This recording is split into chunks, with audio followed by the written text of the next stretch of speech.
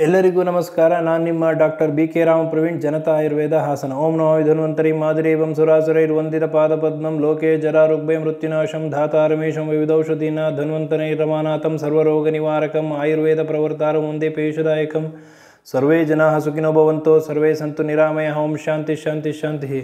ವೀಕ್ಷಕರೇ, ಇವತ್ತಿನ ವಿಷಯ ಹಿಂಗು. ಈ ಇಂಗನ್ನು ನಾವು ಅಡುಗೆಯಲ್ಲಿ ಉಪಯೋಗಿಸೋದು ಸರ್ವೇ ಸಾಮಾನ್ಯ. ಈ ಇಂಗಿನ ಮಹತ್ವ ಏನು, ಇದು ಯಾವ ಪ್ರಮಾಣದಲ್ಲಿ ಉಪಯೋಗಿಸ್ಬೇಕು, ಇದರಿಂದ ಆಯುರ್ವೇದದಲ್ಲಿ ಇದರ ಔಷಧಿಯ ಮಹತ್ವ ಏನು ಹೇಳಿದ್ದಾರೆ ಅನ್ನೋದನ್ನು ಇವತ್ತಿನ ಸಂಚಿಕೆಯಲ್ಲಿ ತಿಳಿಸ್ಕೊಡ್ತೀನಿ. ಹಿಂಗು ಅಥವಾ ಇಂಗನ್ನ ಆಯುರ್ವೇದದಲ್ಲಿ ಕ್ರಿಮಿಘ್ನ, ಉಗ್ರಗಂಧ, ರಾಮತ, ಸಹಸ್ರವೇದಿ ಹೀಗೆ ಹಲವಾರು ಹೆಸರುಗಳಿಂದ ಕರೀತಾರೆ. ಈ ಒಂದು ಹಿಂಗನ್ನು ಆಸ್ಫೋಯಿಟಿಡ ಅಂತ ಇಂಗ್ಲೀಷ್ನಲ್ಲಿ ಹೇಳ್ತಾರೆ, ಹಾಗೂ ಇದರ ಲ್ಯಾಟಿನ್ ಅಥವಾ ಬಟಾನಿಕಲ್ ನೇಮ್ ಇದು ಫೆರುಲಾ ಫೋಯಟಿಡ. ಹಿಂಗು ಕಟು ರಸ ಪ್ರಧಾನ ಅಂತಂದರೆ ಖಾರ ಒಂದು ಟೇಸ್ಟ್ ಇರ್ತಕ್ಕಂತಹ ಹಿಂಗು ಲಘು ಸ್ನಿಗ್ಧ ತೀಕ್ಷ್ಣ ಗುಣವನ್ನು ಹೊಂದಿದೆ. ಲಘು ಅಂದರೆ ಇದು ಲೈಟ್ ಫಾರ್ ಡೈಜೆಷನ್, ಈಸಿಯಾಗಿ ಡೈಜೆಷನ್ ಆಗ್ತದೆ. ಸ್ನಿಗ್ಧ ಅಂದರೆ ಆಯಿಲಿ ಜಿಡ್ಡು ಥರ ಇರ್ತದೆ. ಹಾಗೂ ತೀಕ್ಷ್ಣ ಗುಣ, ಪಿಯರ್ಸಿಂಗ್ ನೇಚರ್ ಅಂತಂದರೆ ಇದು ತೀಕ್ಷ್ಣ ಗುಣ ಇರೋದ್ರಿಂದ ದೇಹದಲ್ಲಿರ್ತಕ್ಕಂತಹ ಸೂಕ್ಷ್ಮಾತಿ ಸೂಕ್ಷ್ಮ ಸೆಲ್ಗಳಲ್ಲಿ, ಟಿಶ್ಯೂಗಳಲ್ಲಿ ಇದು ಹೋಗಿ ಇದರ ಔಷಧೀಯ ಗುಣವನ್ನು ಎಲ್ಲ ಕಡೆ ಪಸರಿಸಿ ಆರೋಗ್ಯವನ್ನು ನೀಡ್ತದೆ. ಹಾಗೂ ಇದು ಉಷ್ಣ ವೀರ್ಯ ಆಗಿರೋದ್ರಿಂದ ಇದು ದೇಹದ ಉಷ್ಣಾಂಶವನ್ನು ಹೆಚ್ಚು ಮಾಡ್ತದೆ. ಇದರ ಕೆಲಸ ಏನು ಅಂತಂದರೆ ವಿಕೃತ ವಾಯು ಮತ್ತು ಕಫ, ವಾತ ಮತ್ತು ಕಫವನ್ನು ಶಮನ ಮಾಡ್ತದೆ, ಸಮತೋಲನದಲ್ಲಿಡ್ತದೆ. ಹಾಗೂ ಪಿತ್ತವರ್ಧನ, ಪಿತ್ತವನ್ನು ವೃದ್ಧಿ ಮಾಡ್ತದೆ. ಕಾರಣ ಇದು ಉಷ್ಣವೀರ್ಯ ಇರೋದ್ರಿಂದ ಪಿತ್ತವನ್ನು ಜಾಸ್ತಿ ಮಾಡ್ತದೆ. ಆಯುರ್ವೇದದಲ್ಲಿ ನಮ್ಮ ಚರಕಾಚಾರ್ಯರು ಚರಕ ಸಂಹಿತ ಸೂತ್ರಸ್ಥಾನ 25ನೇ ಅಧ್ಯಾಯದಲ್ಲಿ ಹಿಂಗು ನಿರ್ಯಾಸ ಛೇದನೀಯ ದೀಪನೀಯ ಅನುಲೋಮಿಕ ವಾತ ಕಫ ಪ್ರಶಮನಾನಾಂ ಅಂತ ಹೇಳಿದ್ದಾರೆ. ಅಂತಂದರೆ ಈ ಹಿಂಗು ಅನ್ನೋದು ಛೇದನೀಯ ಅಂತಂತಂದರೆ ಸ್ಕ್ರೇಪಿಂಗ್ ಅಂತಂದರೆ ರಕ್ತನಾಳಗಳಲ್ಲಿ ಇರ್ತಕ್ಕಂತಹ ಕೆಟ್ಟ ಕೊಲೆಸ್ಟ್ರಾಲ್ಗಳನ್ನು ತೆಗಿತದೆ. ಹಾಗೂ ಇದು ನೀವು ಕೇಳಿರಬಹುದು, ಈ ಏನಾದರೂ ಕೊಲೆಸ್ಟ್ರಾಲ್ ಇದ್ದಾಗ ಬ್ಲಡ್ ಥಿನ್ನರ್ಸ್ನ ಕೊಡ್ತಾರೆ. ಅಂತಂದರೆ ರಕ್ತ ತೆಳು ಆಗೋದಕ್ಕೆ ಔಷಧಿಗಳನ್ನ, ಮಾತ್ರೆಗಳನ್ನ ಕೊಡ್ತಾರೆ. ಆದರೆ ಈ ಹಿಂಗಿನಲ್ಲಿ ಇದು ಸ್ವಾಭಾವಿಕವಾಗಿ ನ್ಯಾಚುರಲ್ ಬ್ಲಡ್ ಥಿನ್ನರ್ ಆಗಿ ಕೆಲಸ ಮಾಡ್ತದೆ. ಹಾಗೂ ರಕ್ತನಾಳಗಳಲ್ಲಿ ಇರ್ತಕ್ಕಂತಹ ಕೆಟ್ಟ ಕೊಲೆಸ್ಟ್ರಾಲ್ನ ತೆಗೆಯಲ್ಲಿ ಇದು ಸಹಕಾರಿಯಾಗಿದೆ. ಛೇದನೀಯ ದೀಪನೀಯ ಅಂದರೆ ಕಾರ್ಮಿನೇಟಿವ್ ಅಂತಂದರೆ ಅಗ್ನಿದೀಪನ, ಹೊಟ್ಟೆ ಹಸುವನ್ನು ಜಾಸ್ತಿ ಮಾಡ್ತದೆ, ಅಗ್ನಿಯನ್ನು ಜಾಸ್ತಿ ಮಾಡ್ತದೆ. ಹಾಗೂ ಅನುಲೋಮಿಕ ಅಂತಂದರೆ ಹೊಟ್ಟೆಯಲ್ಲಿ ಇರ್ತಕ್ಕಂತಹ, ಜಠರದಲ್ಲಿ ಇರ್ತಕ್ಕಂತಹ ಅಧೋವಾಯುವನ್ನು, ಮಲಮೂತ್ರ ವಿಸರ್ಜನೆಯನ್ನು ಸುಲಭವಾಗಿ ಆಗುವಂಗೆ ಇದು ಮಾಡ್ತದೆ. ಹಾಗೂ ವಾತ ಕಫ ಪ್ರಶಮನ ಅಂತಂದರೆ ವಾಯು ಮತ್ತು ಕಫವನ್ನು ಶಮನ ಮಾಡ್ತದೆ. ಇಷ್ಟೆಲ್ಲ ಔಷಧೀಯ ಗುಣಗಳು ಇದರಲ್ಲಿದೆ. ಹಾಗಾದರೆ ಇದರ ಡೋಸ್ ಎಷ್ಟು ತಗೋಬೇಕು? ಈಗ ಆಯುರ್ವೇದ ಅಂತಂದರೆ ಕೆಲವೊಬ್ರು ಏನು ಅನ್ಕೊಂಡ್ಬಿಡ್ತಾರೆ, ಆಯುರ್ವೇದ ಏನು ಸೈಡ್ ಎಫೆಕ್ಟ್ ಇಲ್ಲ, ಏನು ಬೇಕಾರೋ, ಎಷ್ಟು ಬೇಕಾರೋ, ಯಾರು ಬೇಕಾದರೂ, ಯಾವಾಗ ಬೇಕಾದರೂ, ಹೆಂಗೆ ಬೇಕಾದರೂ ತಗೋಬೋದು ಅಂತ ಅಂದ್ಕೊಂಡಿರ್ತಾರೆ. ಆದರೆ ಅದು ಸುಳ್ಳು.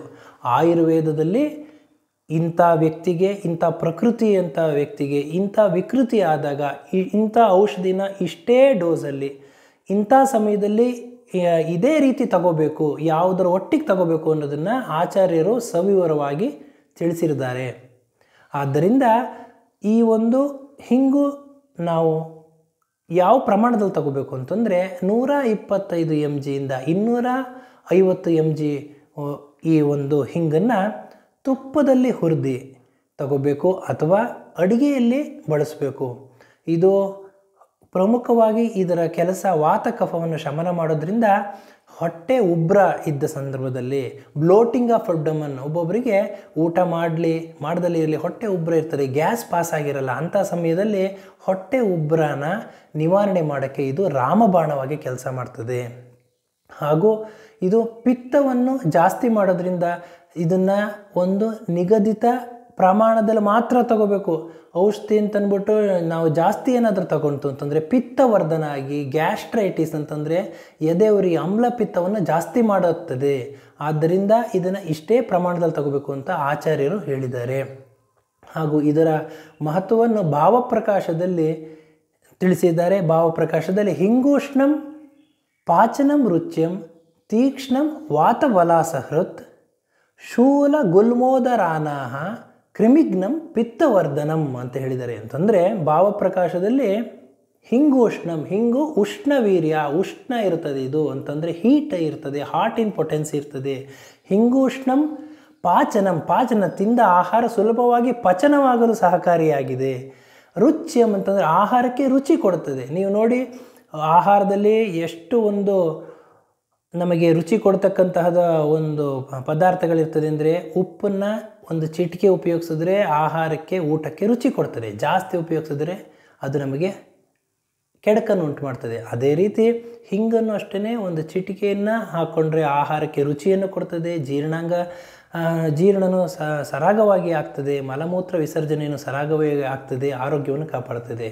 ಹಿಂಗೂಷ್ಣಂ ಪಾಚನಂ ರುಚ್ಯಂ ತೀಕ್ಷ್ಣಂ, ಇದು ತೀಕ್ಷ್ಣ ಗುಣ ಇರೋದ್ರಿಂದ ಎಲ್ಲ ದೇಹದಲ್ಲಿ ಎಲ್ಲ ಸೆಲ್ಗಳಲ್ಲೂ ಟಿಶ್ಯೂಗಳಲ್ಲೂ ಹೋಗಿ ಇದರ ಕೆಲಸವನ್ನು ಮಾಡ್ತದೆ.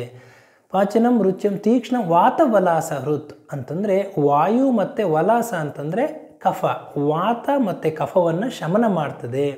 ಶೂಲ ಅಂತಂದರೆ ನೋವು, ಗುಲ್ಮ ಉದರ ಅನಾಹ ಅಂತಂದರೆ ಈ ಒಂದು ಅಬ್ಡಾಮಿನಲ್ ಟ್ಯೂಮರ್ ಇರ್ಬೋದು, ಅಬ್ಡಾಮಿನಲ್ ಡಿಸ್ಟೆನ್ಷನ್ ಇರ್ಬೋದು, ಹೊಟ್ಟೆ ಉಬ್ಬರ, ಹೊಟ್ಟೆ ನೋವು, ಇದನ್ನೆಲ್ಲದನ್ನು ನಿವಾರಣೆ ಮಾಡ್ತದೆ.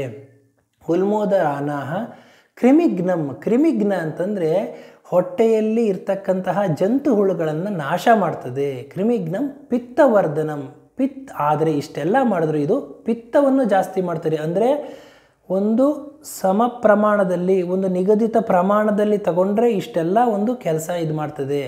ಏನಾದರೂ ಜಾಸ್ತಿ ಪ್ರಮಾಣದಲ್ಲಿ ನಾವು ತಗೊಂತು ಅಂತಂದರೆ ಇದು ಪಿತ್ತವರ್ಧನ ಮಾಡ್ತದೆ, ಪಿತ್ತವನ್ನು ಜಾಸ್ತಿ ಮಾಡ್ತದೆ, ಆಮ್ಲಪಿತ್ತ, ಗ್ಯಾಸ್ಟ್ರೈಟಿಸ್ನ ಜಾಸ್ತಿ ಮಾಡ್ತದೆ. ಹಾಗೂ ಈ ಒಂದು ಹಿಂಗನ್ನು ಯಾರು ತಗೋಬೇಕು, ಯಾರು ತಗೋಬಾರ್ದು ಅನ್ನೋದನ್ನು ನಾನು ಹೇಳ್ತೀನಿ. ಇದರಲ್ಲಿ ಓವರ್ ಡೋಸ್ ಯಾವುದೇ ಕಾರಣಕ್ಕೂ ಆಗಬಾರ್ದು. ನಾನು ಏನು ಹೇಳಿದ್ದೀನಿ ನಿಗದಿತ ಡೋಸ್ನ ಅಷ್ಟೇ ಡೋಸ್ನ ಇದನ್ನು ತಗೋಬೇಕು. ಈ ಏನಾದರೂ ಜಾಸ್ತಿ ಓವರ್ ಡೋಸ್ ತಗೊಂತು ಅಂತಂದರೆ ಹೊಟ್ಟೆ ಉರಿ, ಗ್ಯಾಸ್ಟ್ರೈಟಿಸ್ ಎಲ್ಲ ಜಾಸ್ತಿಯಾಗಿ ಪಿತ್ತ ಸಂಬಂಧಿ ಕಾಯಿಲೆಗಳು ಬರ್ತದೆ. ಹಾಗೂ ಇದನ್ನು ಯಾರ್ಯಾರು ತಗೋಬಾರ್ದು ಅಂತಂದರೆ ಪ್ರಮುಖವಾಗಿ ಎಳೆ ಮಕ್ಕಳು, ಚಿಲ್ಡ್ರನ್ ಅಂತಂದರೆ ಮಕ್ಕಳು ತಗೋಬಾರ್ದು. ಹಾಗೂ ಗರ್ಭಿಣಿಯರು, ಬಾಣಂತಿಯರು ಈ ಒಂದು ಮುಟ್ಟಿನ ಸಂದರ್ಭದಲ್ಲಿ ಉಪಯೋಗಿಸ್ಬಾರ್ದು. ಬ್ಲೀಡಿಂಗ್ ಡಿಸಾರ್ಡರ್ಸ್ ಇದ್ದಾಗ ಇದನ್ನು ಉಪಯೋಗಿಸ್ಬಾರ್ದು. ಹಾಗೂ ಇದರಲ್ಲಿ ಆಯುರ್ವೇದದಲ್ಲಿ ಇದರ ಔಷಧಿಗಳು ಹಲವಾರು ಹೇಳಿದ್ದಾರೆ. ಚಿತ್ರಕಾದಿ ವಟಿ, ಫಲಸರ್ಪಿ, ಕಾಂಕಾಯನ ವಟಿ, ಅಷ್ಟಚೂರ್ಣ, ಈ ಎಲ್ಲ ಒಂದು ಪ್ರಿಪರೇಷನ್ಗಳಲ್ಲಿ ಹಿಂಗನ್ನು ಹಾಕಿರ್ತಾರೆ. ಆದ್ದರಿಂದ ಇವತ್ತಿನ ಈ ಸಂಚಿಕೆಯಲ್ಲಿ ಹಿಂಗಿನ ಮಹತ್ವ ಎಷ್ಟಿದೆ, ನಮಗೆ ಜೀರ್ಣಾಂಗದ ಸಮಸ್ಯೆಯನ್ನು ನಿವಾರಣೆ ಮಾಡಿಕೊಳ್ಳಲು ಅಂತ ನಾನು ತಿಳಿಸ್ಕೊಟ್ಟಿದ್ದೀನಿ. ನಾನೆಲ್ಲ ಔಷಧಿಗಳು ಏನೇನು ಹೇಳಿದ್ದೀನಿ, ಮನೆಮದ್ದು, ಇದ್ರ ಬಗ್ಗೆ ಮಾಹಿತಿ ನಿಮಗೆ ಲಭ್ಯವಾಗಿದೆ ಅಂತ ತಿಳ್ಕೊಂಡಿದ್ದೀನಿ. ಆದ್ದರಿಂದ ನೀವು ಮಾಡ್ಕೊಳ್ಳೋದು ಮುಂಚೆ ಇದರ ಬಗ್ಗೆ ನೀವು ಸ್ವಯಂ ವೈದ್ಯರಾಗೋಕ್ಕಿಂತ ಮುಂಚೆ ನೀವು ಇದನ್ನು ಸೂಕ್ತ ತಜ್ಞ ಆಯುರ್ವೇದ ವೈದ್ಯರನ್ನು ಸಂಪರ್ಕ ಮಾಡಿ ಅವರ ಸೂಕ್ತ ಸಲಹೆ ಸೂಚನೆ ಮೇರೆಗೆ ಈ ಒಂದು ಔಷಧಿಗಳನ್ನೆಲ್ಲ ಮಾಡಿಕೊಂಡು ತಮ್ಮ ಆರೋಗ್ಯವನ್ನು ಕಾಪಾಡ್ಕೋಬೇಕು ಅಂತ ಹೇಳ್ತಾ ಇವತ್ತಿನ ಸಂಚಿಕೆಯನ್ನು ಮುಗಿಸ್ತಾ ಇದ್ದೀನಿ. ನನ್ನ ಈ ವಿಡಿಯೋ ತಮಗೆ ಇಷ್ಟವಾಗಿದ್ದಲ್ಲಿ ಲೈಕ್ ಮಾಡಿ, ಶೇರ್ ಮಾಡಿ ಹಾಗೂ ಮುಂದಿನ ವಿಡಿಯೋಗಳಿಗಾಗಿ ಸಬ್ಸ್ಕ್ರೈಬ್ ಮಾಡಿ. ಧನ್ಯವಾದಗಳು.